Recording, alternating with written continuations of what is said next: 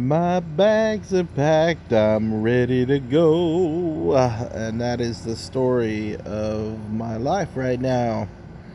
Tomorrow, I'm going to be heading down to the homeless shelter. It's called the Union Mission Ministries in Norfolk, Virginia.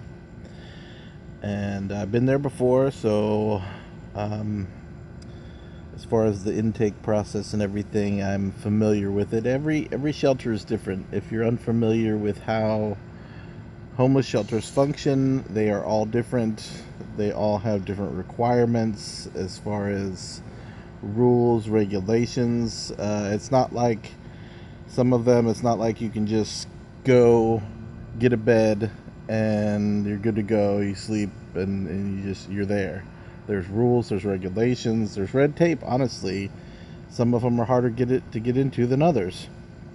Honestly, there's a Salvation Army emergency shelter also in Norfolk, Virginia that has some weird rules. They'll let you stay for 7 consecutive nights and then you have to leave for 30 and then you can come back for 3. I don't understand the logic behind that.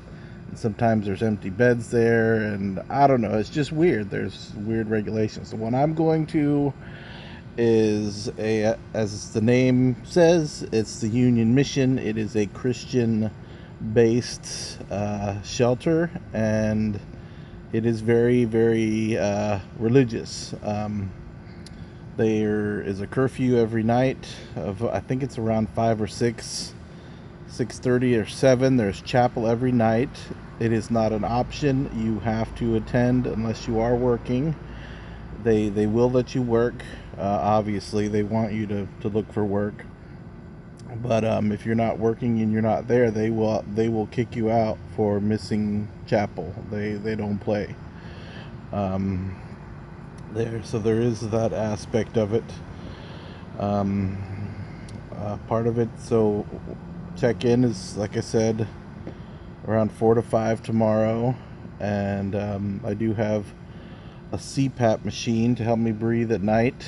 So I'm hoping, fingers crossed, if I can cross them here, that will allow me to get a bottom bunk near an electric plug. That's another thing. When you get a bed at the shelter, you may not have access to an electric plug to charge your phone. So you have to figure out other ways to do that during the day. That can be a challenge. Being homeless, finding a way to charge electronics, and you know, in contrary to popular belief, homeless people do have cell phones. Mine is actually the SafeLink wireless Obama phone that I've been using for the last several months. But anyway, once I check in, get a bunk, hopefully on the bottom, I'm given a space about as big as a suitcase to slide my suitcase in, and that's the space that I'll have for my duration of the time there. They call it the closet. You put your bag in there. No extra clothes or food or drinks are allowed in the sleeping area. Everything has to be kept and stored in the closet. And so you go in there. You don't have a place to hang things. You're basically living out of a suitcase. They do have this particular one, has towels and soap and everything you need for your shower. It's all there. They do have free laundry. However, 90% of the time, the washing and dryers, washing machines and dryers do not work properly, or they don't heat up, and so you're left. I mean, and then you're also waiting in line to do laundry. That's a pain and a hassle as well to do laundry at the shelter. Um, but I'll be heading down there tomorrow, and I will update more videos as I get down there and checked in. So, wow, I've had a very stressful last day or so. My friend brought me down to the homeless shelter, and I walked in, and they were at capacity, so I got turned away. I ended up calling a friend of mine who contacted her ex-husband, who let me stay at his house last night.